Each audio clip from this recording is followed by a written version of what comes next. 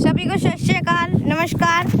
आज मैं अपने डैडी से मिलवाता हूँ। डैडी से पूछते हैं कि जैविक विधि से कम खर्च में माइक्रो न्यूट्रिएंट कैसे बनाएं। डैडी सत श्री अकाल। सत श्री अकाल पुत्र, की हाल है? बढ़िया डैडी आप भी ठीक हो? हाँ बढ़िया चंगा। अच्छा डैडी सरसों की फसल में और गेहूं की फसल में कम से कम खर्च में जैविक विधि से माइक्रो न्यूट्रिएंट कैसे बनाएं? अच्छा, किस तरीके से बनाएं? हाँ जी। आज हमें ये बताना है अपने दर्शकों ने। हाँ जी। ठीक है दर्शकों, सबसे पहले अपने चैनल पे सभी दर्शकों आज जो है स्वागत है और नमस्कार है, सत श्री अकाल है। ठीक जी। हाँ जी। तो सब की बताना है, आप बता। डैडी सरसों की फसल में और गेहूं की फसल में कम से कम खर्च में जैविक की विधि से माइक्रो न्यूट्रिएंट कैसे बनाएं? मैं समझ गया। तो हाँ भाई जी। हम थोड़ा टॉपिक को लंबा खींच लेते हैं, मगर हम ध्यान रखेंगे अपनी सीमाओं का भी, टाइम का। तो भाई सबसे पहले मैं आपको बता दूं कि फसल सरसों और गेहूं के ऊपर है। जैसे बेटे ने पूछा, हाँ जी। गेहूं की फसल में और सरसों की फसल में हम किस तरीके से कम खर्च में, जो बाजार से हमें बहुत ही कम चीज लानी पड़े, और घर पे किस तरीके से माइक्रो न्यूट्रिएंट तैयार कर सकें। हाँ जी। है ना?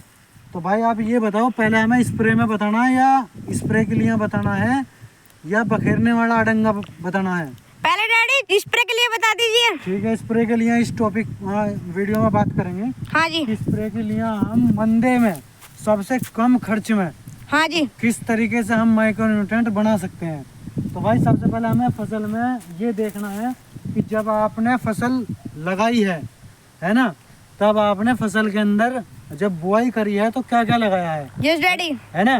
तो ये ध्यान रखना है पुत्र, ताकि जब हम फसल को लगाया है, मान लो हमने फसल जब लगाई है तो फसल के अंदर डीएपी दे दी, और कुछ किसान भाई यूरिया भी डाल देते हैं, है ना? Yes daddy. तो जब यूरिया और डाई डाल दी हमने, तो ना तो हमें नाइट्रोजन की जरूरत और ना ही हमें फास्फोरस की जरूरत। हाँ जी। है ना? तो दो चीज तो हमारे पौधों को मिली गई।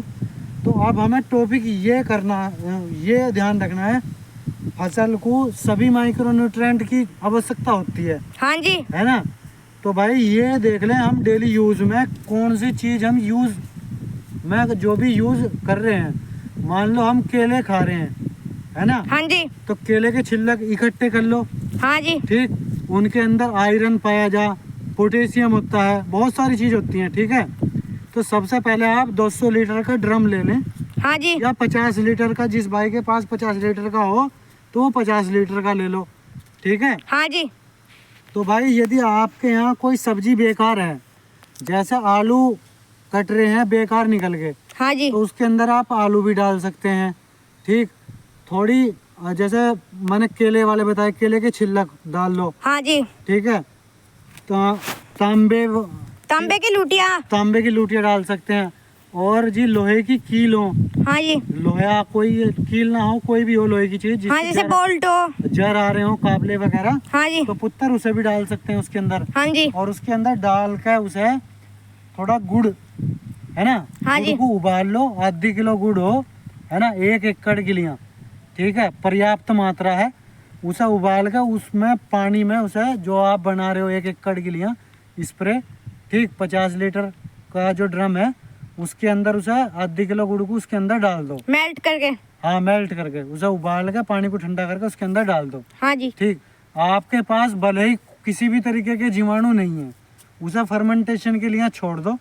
ठीक, उसके अंदर आपने जो भी मतलब छिलक वगैरह है वे आपने उसे डाल रखे हैं, वो भी है, तांबा भी है, कॉपर क्लोरोक्साइड वहाँ से मिल जाएगा, आयरन भी वहाँ से मिल जाएगा। तो जितने भी छिलक वगैरह हैं फलों के या फल के टुकड़े हैं, उनके अंदर काफ़ी अच्छी मात्रा में नाइट्रोजन भी है, फास्फोरस भी है, मैग्नीशियम भी है। तो जब वो सड़ेगा और फर्मेंटेशन होगा, उसे 8-10 दिन के लिए रख दो, और रोज़ आपको कपड़ा उसके ऊपर ढक कर रखना है, और उसे क्लॉकवाइज घुमाएं, यानी घड़ी जिस तरफ घूमती है उसे डंडे से घुमाएं। ठीक है। हाँ जी। सूरज की किरणें उस पर पड़ने नहीं देनी, ऊपर से उसके कपड़ा ढक के रखना है, ठंडे स्थान पर उसे रखें। हाँ जी। कोशिश ये हो रहा है, वो फर्मेंटेशन हो जाएगी, है ना, उसे आप ढक कर रखेंगे, और 7 दिन से बाद में आप उसे पौधे पर स्प्रे कर दें, तो सभी तरीके के माइक्रोन्यूट्रिएंट की पूर्ति वो उसे कर देगा। हाँ जी डैडी। सबसे साधारण सी शब्दों में मैंने तुम्हें बता दिया। और अपने दर्शकों को भी सभी को राम राम है भाई। वीडियो को ज़्यादा से ज़्यादा लाइक करें, शेयर करें।